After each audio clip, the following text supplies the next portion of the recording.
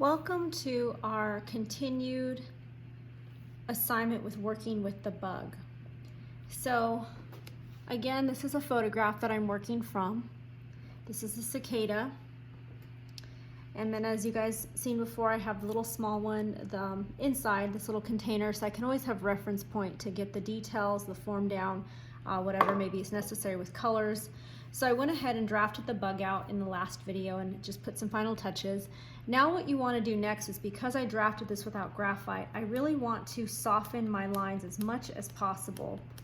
So I have this really light image that's very translucent, because if I have thick outlines and I add colored pencil over it, more than likely that will get locked in the colored pencil and it's going to be really hard to pull that out, or if not, it will not be pulled out and just blends with the colored pencil. And it can sometimes look like a muddy alternative to using graphite and colored pencil. It just has a different sort of gray tone to it. Okay, so it's very light. I can still see through it though. And as you know, we are going to focus on our primaries and secondaries we talked about before. In this case, if you do have more colored pencils available to you, say you have a set of 20 or so forth where you have several different shades of a color value, I recommend to go ahead and experiment with them and try them out. But you want to add some sort of primary and secondary into them in some aspects so they have that sense of dimension and works with our color wheel. So when I look at this bug, it's brown, and as we talked about before, that a violet and a yellow make a brown. Now I'm working with a toned paper. Again, toned is optional for you because it's not something we had to purchase, so you could use your sketchbook white paper or toned paper. If you use a tone paper, I recommend using a tone that complements the bug somehow, whether the color scheme is similar. Just think about how that will look together cohesively as you build value. I have a little swatch palette on the side here of just my paper, so I cut out another sheet, and I'm trying to mix colors, so I'm making this little swatch palette. So I recommend to do that whether you're working with white paper or tone paper. Have an extra sheet on the side and just see how layering color works. Now I always recommend to start with your lightest color when you are going to apply colored pencil and you work lightly. Now for the sake of this demonstration, I know I talked about using only primary and secondary, and this is the yellow that we have as a class. It's a general one. You could tell these are different yellows. I'm going to go ahead and use these different yellows. So I'll be using other colors incorporated in addition to our primary and secondary. So first what I'm going to do is I'm just going to lightly apply some value. I'm taking my time, and I do big circular strokes that are close together so they have a hatching look to them. And you want to be looking at your bug during this entire process, right? So you understand where what color goes and so forth. You don't want to get so lost on the drawing that you forget about your reference photo or your representation of the object in front of you. So I'm working lightly. Again, I already have a tone paper, so there's going to be a color that's already accumulating onto this. And I'm just lightly applying value onto the base of this form, and I notice that there's a lot of yellow in many aspects of this particular bug. So this is a screen versus a screen. I know it might not look as clean to see, but a lot of this is brown, as I mentioned, but there's a lot of yellows in here, a lot of yellow brown, you could say. So that's why we're starting with the foundational color as yellow first. The wings will be a little more complex. Those will get to towards an end portion. I'm just going to start in the beginning, so at least we have a foundation. So again, you're working lightly. The eyes I'm leaving out for now. We will add some value as we go on to that. Okay, then I have another color that I was testing on too. This is a little bit of a darker yellow, and I'm just going to apply this lightly.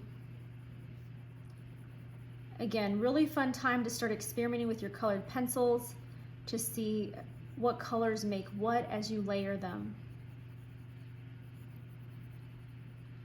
The tone paper also, you can use some of the tone paper to actually act as a value if you want to go that route as well. So meaning you would not color in the entire portions. Okay, I'm going to use a brown now. And if you want to use brown, I know I mentioned in our previous Zooms and so forth, You want to stay away from brown as much as possible in terms of using primary and secondary, but brown also can be effective when you use a primary or secondary in them.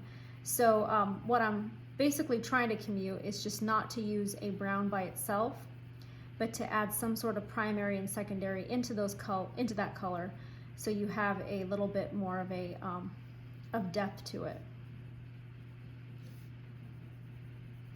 Again, I'm working lightly. The way I'm holding my pencil is towards the center of the actual pencil itself.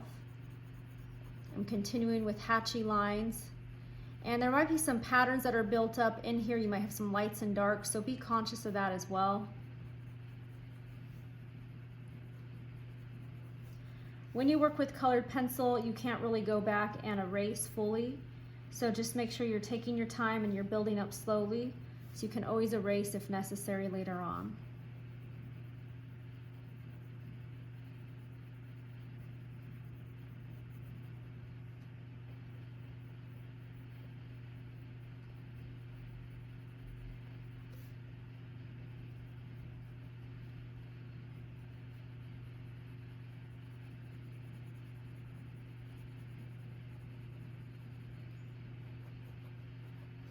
Okay, now I can't just leave it with brown again and I have some yellows. I'm going to start incorporating some violets in.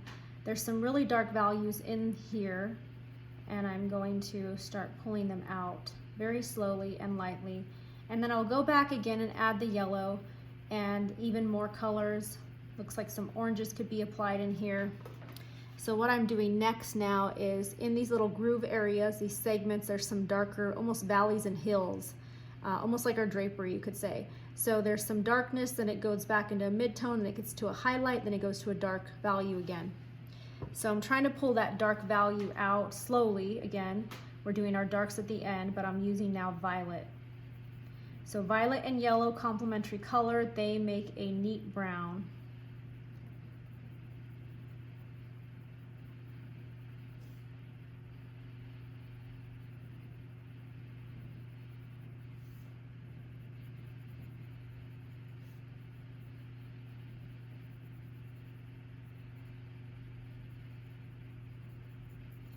I'm going to go ahead and start working on the eye now. The eye has a lot of dark values, so we're going to start with a light violet.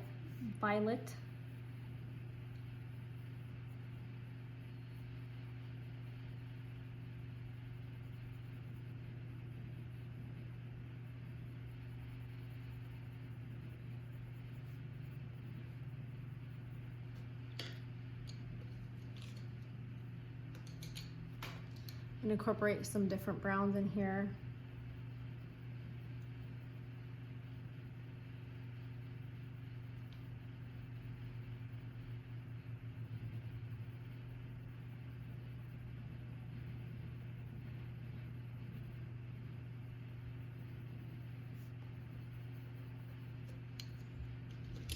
Get some oranges. So far I've used these colors, and that's just in the beginning portion so far that I'm working just with this top portion of this particular insect. So I'll continue on working. Again, you just keep layering, take your time, don't rush. Remember, you never want to rush any of this work. You can always submit it and then resubmit it later on for full points if you want to at least have something, so we can see your progress and just see how things are working out for you. Okay. All right, thank you so much, you guys. Exciting for you guys to work on your bug. Keep going with it. I'll continue to work on this, but at least I want to show you the early stages of drafting this out. Thank you.